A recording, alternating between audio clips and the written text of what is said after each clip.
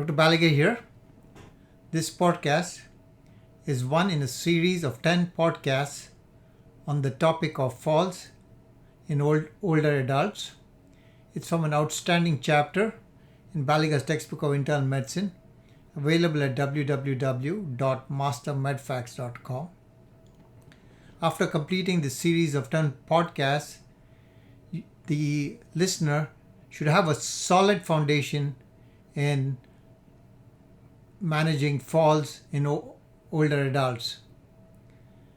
This podcast is derived from an outstanding chapter authored by Dr. Sara M Bradley, who is an associate professor of medicine and geriatrics at the Feinberg School of Medicine at Northwestern University, Chicago, Illinois. Prior to this, she was an assistant professor of medicine and geriatrics and palliative medicine and the co-director of the Integrated Internal Medicine Geriatrics Clerkship for third-year students at the Mount Sinai School of Medicine in New York. The senior author is Dr. Reena Karani, MD, MHPE, who is the Senior Associate Dean for Undergraduate Medical Education and Curricular Affairs and Professor of Medical Education, Medicine and Geriatrics and Palliative Medicine at the Mount Sinai School of Medicine, New York. Her clinical interests include care of hospitalized older adult, perioperative management, and consultative models of care. Multiple choice question. A 69-year-old man with a history of falls takes multiple medications. Discontinuation of which of the following medications will most reduce the patient's risk of subsequent falls? A. Venlafaxine, B. Chlorthalidone, C. Glipizide, and D. Warfarin. And the answer is A. Venlafaxine.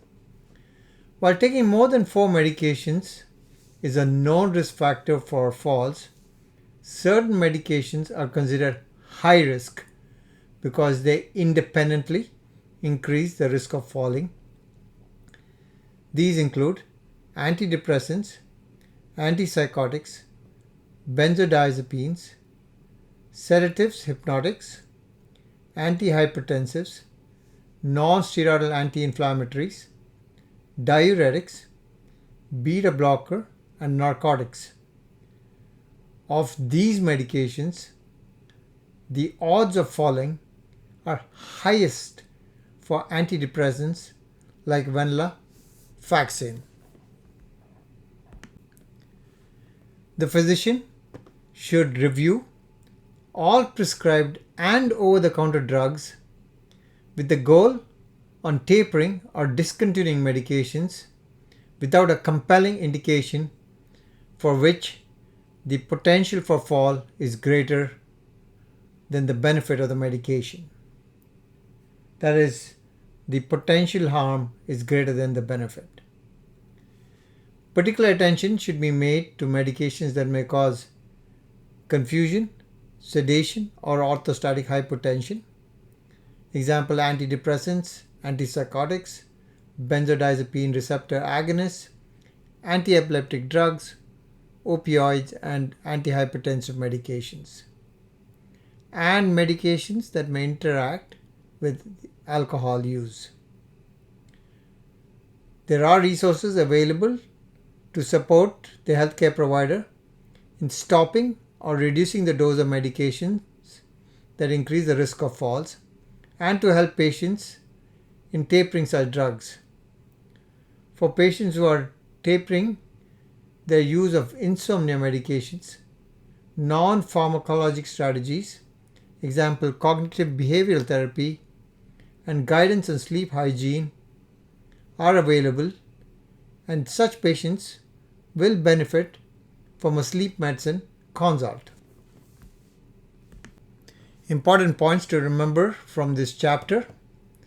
1/3 of all older adults will fall every year, and falls are the leading cause of injury-related deaths in adults over the age of 65 years.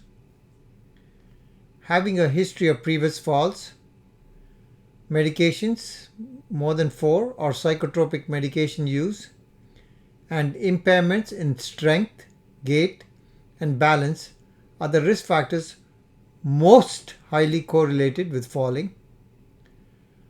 All older adults presenting with a fall or problem with gait or balance should have a multifactorial fall risk assessment. Withdrawal of psychotropic medications alone can reduce the rate of falls by 66%.